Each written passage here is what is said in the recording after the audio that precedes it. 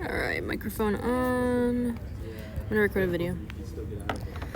Okay, so we're gonna do the roadmap for extra worksheet number 10. Okay, so start off by looking for where your HNMR compound should be. And your HNMR compound should be right here, nice. And it tells you my formula too, which is perfect, so I write it up here. Now I'm only gonna focus on this formula, and then maybe I'll look at the roadmap to solve what this X is. But first thing we're going to do is we're going to start with anything with an empirical formula of 3 for integration. And so we have this and this, but I want to start with the 6 hydrogen one because we always know that these are going to be in the same chemical environment and probably going to be terminal carbons. And so I'll draw these out. So those are my 6 hydrogens, and it's a doublet, meaning it has 1 carbon-hydrogen neighbor. So this is the carbon-hydrogen neighbor that I just drew out. And so we're done with this right here. The next thing I did was, since I drew out this new piece of our puzzle, I'm going to look for that on our HNMR. So what has an integration of 1 and many things around it, many neighbors around it. And I think it's going to be a non-net. Reason being is because this carbon has to have another bond, which is probably going to have more neighbors, but it already has a total of 6 neighbors. And so this is the one that I'm going for. So it says it's a non-net, which has 8 neighbors. Right now we have 6, so I'm going to add another carbon group with 2 more hydrogens to complete that 8. And it seems we're done with this, but again, we built another piece of the puzzle that has an integration of 2. And so I look again at my HNMR for an integration of 2, and I find one. And it says it's a triplet, meaning it has a total of 2 neighbors, 2 hydrogen neighbors. We can see on the right of it, it already has 1 hydrogen neighbor. So I'm going to build off of this with another carbon and add another hydrogen neighbor. But it can only have 1 hydrogen on it because it's a triplet. Okay, we built another piece of the puzzle. And now I'm looking for something with a integration of 1. It says it's a sextet. So sextet means it has a total of 5 neighbors. And that's perfect because if I get another carbon, fill it with as many hydrogens as I can get it to have, we see that we have a total of 1, 2, 3, 4, 5 neighbors, which is perfect for our desired sextet. So sextet looks good. And then finally, notice how this carbon right here is missing another bond. And so it's probably going to be bonded to X. We just need to figure out what X is going to equal. But X, they're usually halogens, so fluorine, bromine, chlorine, iodine, stuff like that. But again, you just need to identify what that X is going to be.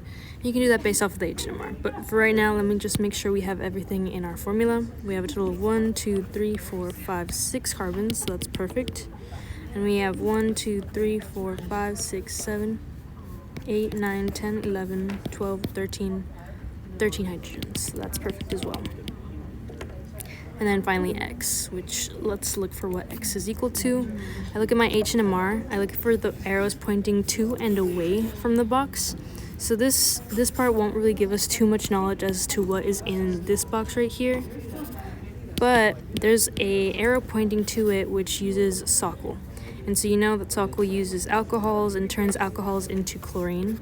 So whatever is in this box must have chlorine. And that's perfect because we know we need a halogen. So instead of this X right here, I'm going to go ahead and input chlorine. Yeah, perfect.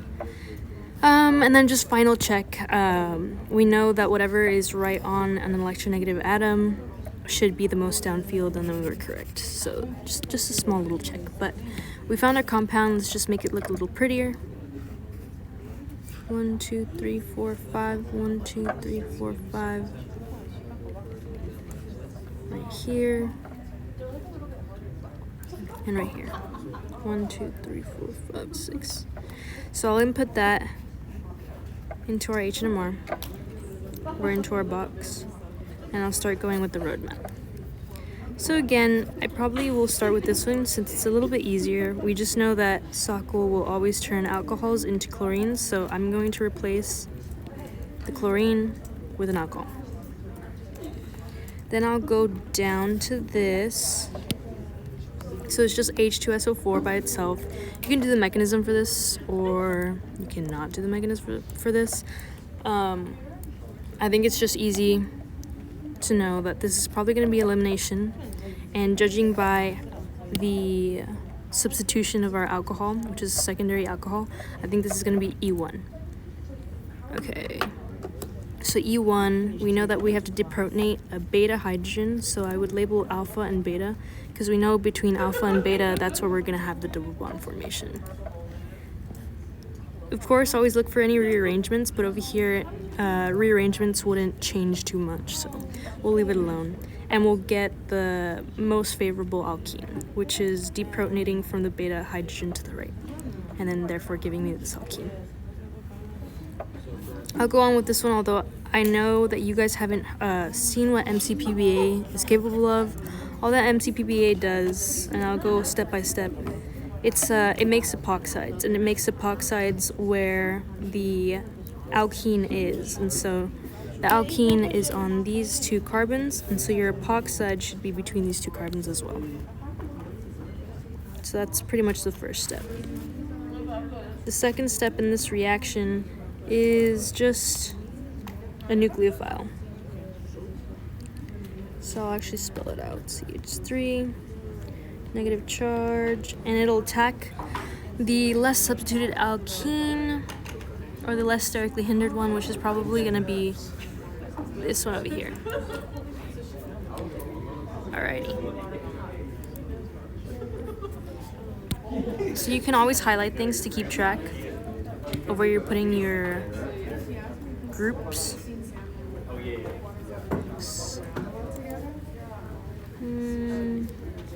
This is the new group that we just added, so everything looks good now. Final step is just protonation with water, and so this is what your product in the box should look like. There we go. So there's no more arrows going away from this box, so we can start another one. We can start from over here. Okay, so then all this does, and I forgot to add, but add a polar aprotic solvent, so something like DMSO, and so here we favor just an SN2 reaction, and we'll do this right here. Okay.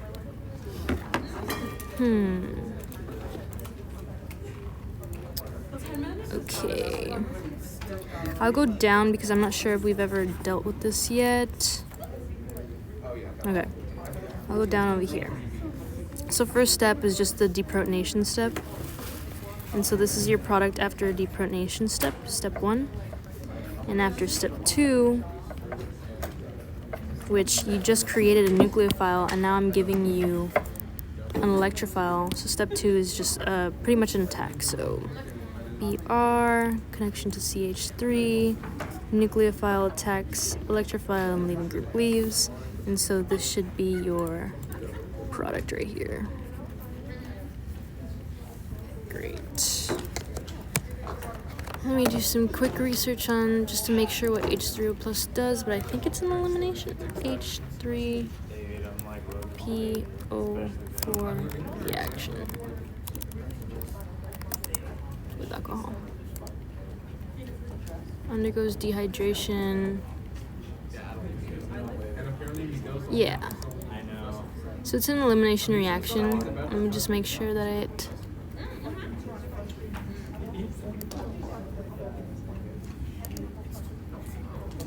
Major product. Minor product. Yeah. Yeah, so this is just an elimination reaction. And it will favor the major product, which is the Zaitsev product. So nothing too weird about this one. So again, identify where your alpha carbon is, identify where your beta carbon is, and your double bond is only going to go between those two, between alpha and beta. But the one that would be favored is the one that deprotonates the beta hydrogen to the right. And so this would be your alkene right here.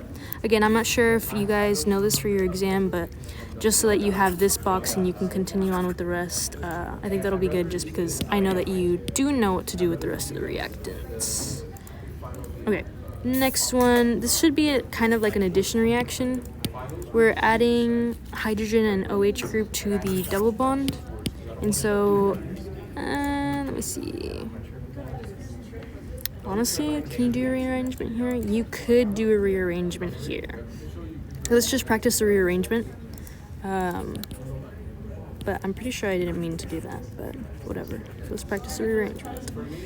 So I'm going to grab onto this hydrogen right here, break it off to where I make a carbocation, and it's hard to determine which side will take on the hydrogen, but again, it's like checkers. If I put my carbocation here, I know that there's a hydrogen that's able to move from this section over there. And so when that moves, we're able to make a tertiary carbocation, which is almost the most stable carbocation position that it can be in. And so we're here now, very stable carbocation, and we have our nucleophile, which is H₂O. So H₂O goes in attacks. It has a positive charge, and so we need something to deprotonate. And we know that these whole reactions are acid catalyzed, and when you have a catalyst, it always regenerates. And so your acid must regenerate, so use the conjugate base to deprotonate, and then you have your final product, which is this right here. So again, this is an addition reaction. We did carbocation formation, carbocation formed, and therefore be prepared to do rearrangements, just like how we did here. Okay. Next thing that we'll do is just the HBr, which again, whenever you see an acid, even if you don't remember what this does immediately, whenever you see an acid, it protonates. So protonate. And that's perfect. We just made a really good leaving group. So make your leaving group leave. When your leaving group leaves, you have another tertiary carbocation. This is the most stable that you can get. And so next step is just your other nucleophile attacks. So your bromine goes ahead in and attacks. And so your final product here should just be this. Okay, that was the roadmap and the HNMR. I didn't work out these with you, but I did include notes and the actual products for them. So please let me know if you guys have any questions. Send an email, ask any questions that you can in office hours, all before your test tomorrow. Okay. Good luck.